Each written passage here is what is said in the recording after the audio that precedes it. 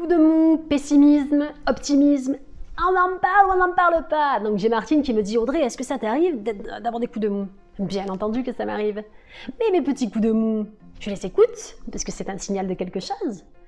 Et je prends en compte ce dont j'ai besoin à ce moment-là, et ça repart. Parce que l'énergie dans laquelle tu te trouves, eh bien c'est toi qui l'impacte en fait au quotidien, ton énergie. Ne serait-ce que par ta physiologie, ne serait-ce que, tu sais, quand tu as un coup de mou, quand tu es un peu fatigué, tu as tendance à avoir le corps qui n'est pas du tout, hein, tu as tendance à regarder en bas, avoir la tête en bas, avoir le corps un peu voûté. Et le fait, ne serait-ce que de te relever, de maintenir tes épaules en arrière, de maintenir un sourire, j'en ai parlé dans une autre vidéo, eh bien ça fait déjà une sacrée différence. Tu envoies des informations dans ton esprit, dans ton cerveau, que tout est ok, que tu es en sécurité, que ça se passe bien. Et tu n'auras pas également les mêmes pensées que si tu es voûté, ça va pas, que tu te répètes que rien ne va, etc. Le vocabulaire que tu as tendance à avoir au quotidien ou que j'ai tendance à avoir au quotidien a un énorme impact sur mon énergie. L'alimentation, ce que je suis en train de manger au quotidien, c'est pareil, ça a un impact énorme sur mon énergie. Et tout ça, si tu ne le sais pas, eh bien, tu fais pas attention et puis tu comprends pas pourquoi. Tu as également aussi des carences, quand je dis en oméga, en bon gras, j'ai envie de dire, en bons nutriments. Hein. Si tu as certaines carences, eh bien, tu te sens pas bien en fait. Il est important d'aller voir un médecin, de se faire une prise de sang et d'aller vérifier si tout est ok. Si tout est ok, rien qu'en penser, waouh. Et si déjà il te manque de la vitamine D, il te manque de la vitamine de je sais pas quoi, t'as manque de fer, de magnésium, etc., tu seras pas dans le même état, tu auras une espèce de coup de mou, une espèce de pessimisme et un mindset de MERDE, parce que malgré toi, même avec des affirmations, finalement, c'est comme si c'était pas suffisant parce que ton corps est épuisé. Ton corps a un coup de fatigue et waouh, et du coup tes pensées, tout est lourd, tout est plus compliqué, etc. Donc oui, ça peut arriver d'avoir un coup de mou, il faut faire le nécessaire, aller voir ton médecin, prise de sang, faire du sport aussi. Quand je dis faire du sport, ne serait-ce que le fait de danser chez toi ou de marcher autour de chez toi, c'est ça faire du sport. Descendre, aller te garer un peu plus loin et marcher un peu plus, c'est ça faire du sport. T'as pas besoin d'aller à la salle, t'as pas besoin de faire du yoga, mais tout ça, ça fait une sacrée différence. Et oui Martine, je suis un être humain et cela peut m'arriver d'avoir un coup de mou. Mais je ne reste pas là-dedans. Tu comprends? C'est comme si, oh, pétard, je me rends compte que je suis en train de me raconter une bêtise, je ne reste pas là-dedans. Parce que je me fais pas avoir. Parce que j'ai pris la décision aussi de développer tout ça, tu comprends? C'est pas arrivé du jour au lendemain, c'est quotidiennement et je continue encore au quotidien. Je reste un être humain, tu es un être humain. Et ce qui est génial, c'est que nous évoluons et on peut mettre en place plein de petites stratégies positives qui font que, waouh, tu deviens plus optimiste, tu as plus d'énergie.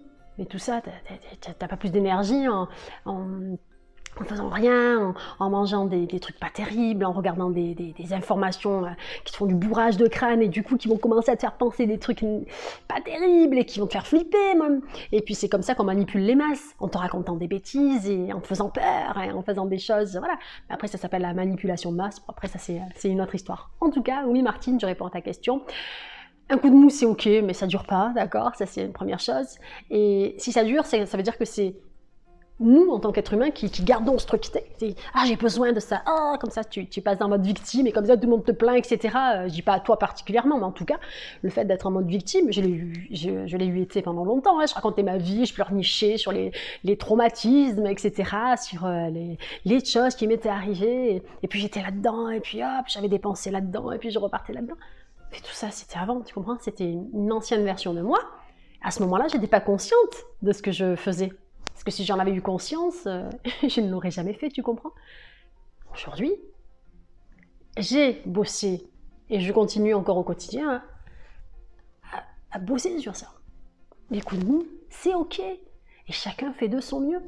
Et heureusement, parce que raconter que tout est merveilleux tout le temps, c'est pas possible en fait. La vie est ainsi faite.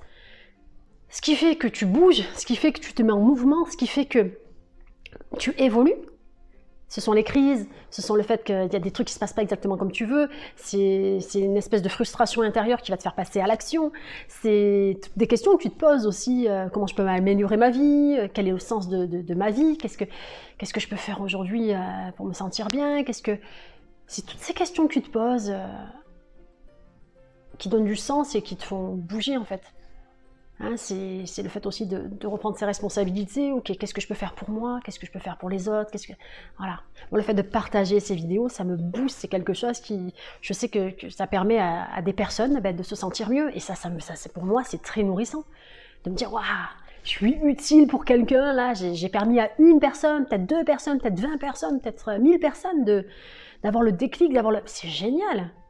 Je trouve ça génial. Et waouh. Ça a du sens pour moi. Et tu sais, l'antidote au coup de mou, l'antidote au ça va pas, etc., c'est vraiment le fait d'avoir une vision claire de ce que tu souhaites réaliser. Et même si ça va peut-être prendre du temps, même si ça va être... je ne sais pas, peut-être qu'il va se passer, tu sais, je sais pas si tu as déjà vu l'image où tu as un petit bonhomme qui court et il y a des trous à chaque fois. Tu as des petits trous. Il court, hop, mais ce qu'il fait, mais moi je fais partie de ces petits bonhommes, c'est que, hop, tu as le trou, hop, tu sautes. Tu comprends? Tu vas un peu plus loin, et puis peut-être 1 kilomètre après, tu as encore un petit trou. C'est un défi à relever. Tu as des gens qui vont dire que c'est des problèmes. Non, ce sont des défis. Et c'est grâce aux défis que tu deviens de plus en plus grande intérieurement, de plus en plus grand. Quand je dis plus grand, c'est interne. Hein. C'est pas je suis meilleur que. Non, c'est intérieurement. J'ai évolué dans le bon sens. J'ai grandi intérieurement. J'ai appris, d'accord, ce que je veux plus, ce que je veux, ce que je souhaite améliorer, d'accord. Et hop. Et je fais de mon mieux. Et ce n'est pas une course, je le dis, je le répète, et tu fais de ton mieux aujourd'hui, Martine, et au plus ça va aller, et au plus tu vas avancer, et au plus tu vas grandir intérieurement. Et ce qu'il y a de bien, c'est que peu importe l'âge que tu as, tu peux avoir 20, 30, 40, 50, 60, en fait, tout est possible à n'importe quel âge en fait.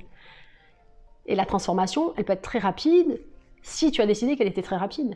Si intérieurement tu te racontes que les difficultés c'est normal, ce sont des croyances, que les autres c'est toujours mieux chez les autres, etc., eh bien tu restes là-dedans et c'est reparti pour des pensées de tu as compris qui te tirent vers le bas et c'est reparti pour rester en bas, pour la vie est dure, la vie est dure. C'est quoi qui est dur dans la vie? De respirer, de manger à ta faim, d'avoir un toit au-dessus de ta tête, de pouvoir parler, de pouvoir entendre, de pouvoir sentir, de pouvoir ressentir, de pouvoir marcher, de pouvoir danser, de pouvoir écouter la musique. C'est quoi qui est difficile? D'observer des oiseaux, d'observer des enfants, de partager auprès des enfants, de partager, de toucher des animaux, d'être en connexion comme ça avec la nature, les autres. C'est quoi qui est difficile? Tu vois, moi j'ai tendance à être optimiste. Donc ça veut dire que j'ai la tendance à voir le positif même dans les trucs merdiques. C'est quelque chose que tu développes, ça. Je suis pas née comme ça. Je l'ai développé.